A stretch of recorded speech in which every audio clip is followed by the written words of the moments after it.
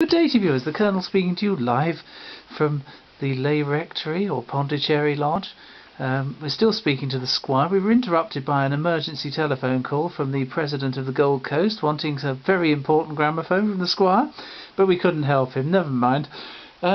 You were telling us, sorry, we were interrupted, viewers, that wasn't fair, was it? So we're doing this is part 2A for technical purposes. I do apologise about that. The staff weren't doing their job properly. I just have to shoot them. I thought you already had. I always do. I keep one, but it's usually a blessed nuisance. Yes, I've got one like that. Yeah. He got sacked though, in his red van. Anyway, you were telling us about a funny story about a pathe or something from the chap. Oh, the Odeon. Yes, that's right. Now, what happened was this: I bought this gramophone. I was very pleased to get hold of it, and I kept it for several years, and then the business got really busy one Christmas, and I sold it to a man who desperately wanted a portable. Sold it to him and got a reasonable price for it, and then I didn't think any more about it. And I was walking around a car boot sale in Whitney, and Frank was there with some gramophones, and bless my soul if he hadn't got that same gramophone on the stand. So I bought it back from him again. So I've actually bought a gramophone from the same person twice, the second time for less money than I paid for it the first time.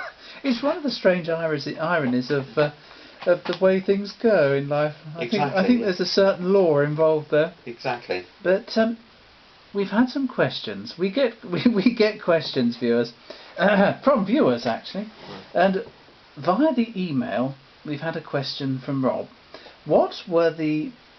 oh golly, where's my monocle? Right, that's better. I can read my own writing now. What were the... I still can't read it. Oh, I think we've actually answered that one. Anyway. How easy were dance band records to find in the 60s? Well, I suppose really they weren't too bad. You used to be able to find them around. I think most of the popular band records were available in various places. It just depends which pile of records you happen to look through. Yes, it was possible to find them. Wonderful.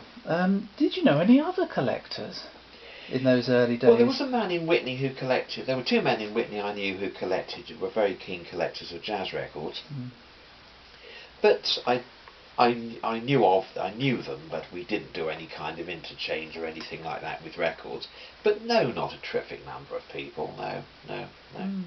I was probably one of the main ones around that area that was getting records. Wow. Another question, viewers. Sorry for the silence there. How easy were Berliners and other early records to find in the 60s and 70s? Very difficult. I did not even see a Berliner record until about 1972, 73, 74. Right. I didn't see one locally. There were basically none around that I'd have bought them if I'd have seen them. They simply weren't around. And how did you get your first Berliner? Oh, I think I went. It was on one of my visits to London. I found one on a dealer's unit up in London. Right. Well, there you go. You had to buy one from a dealer. You Absolutely. Couldn't find one in a junk shop. No. I think that's what Rob is asking, really. And what about single-sided and early records? You've said you've got a few in collections and occasionally from junk shops. Yes, though it was very difficult to find things like that. I think my first 4 single-sided ones were from Oxfam, and that was about 1962, 63. And then I think it was several years before I found any more. Every now and again somebody would telephone and I might get a few, but they were difficult to find. Well, I suppose they were still sitting in people's record cabinets and things like that. Absolutely, in those days. Yes, that's right. They wouldn't have been that old. It's difficult to imagine now that a Regal record is 100 years old. I know, it's amazing, isn't and it? the Berliners are sort of 120 years old. Yes, that's right. This sort of age, and yes. it's very difficult. It is very much so. Extraordinary, really. Before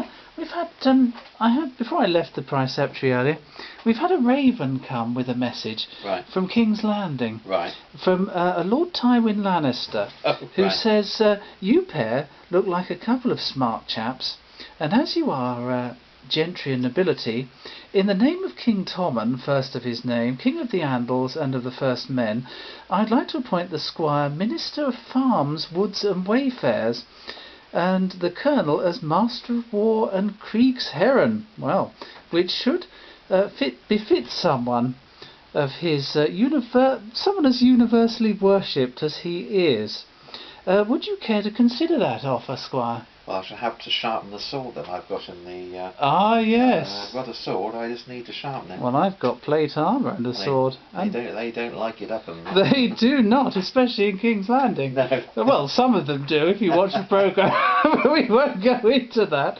Well, what time's the next swan? We'll send him a message back saying we accept. Okay. Well, viewers, that ends part 2A of the videos. Hope you enjoyed that. We're just off to the Seven Kingdoms to sort that out, but there will be another video next week. Thank you, Squire. Thank you, viewers.